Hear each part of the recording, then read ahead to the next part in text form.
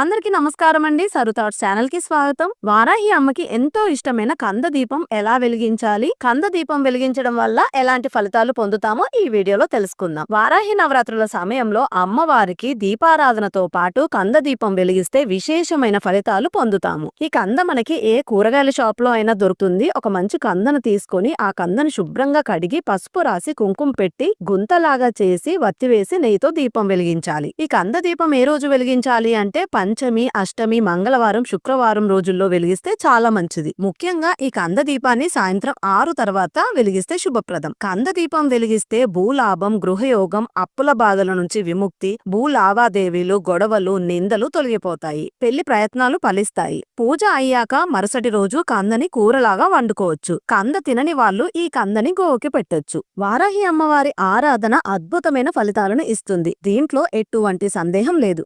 శ్రద్ధలతో అమ్మవారి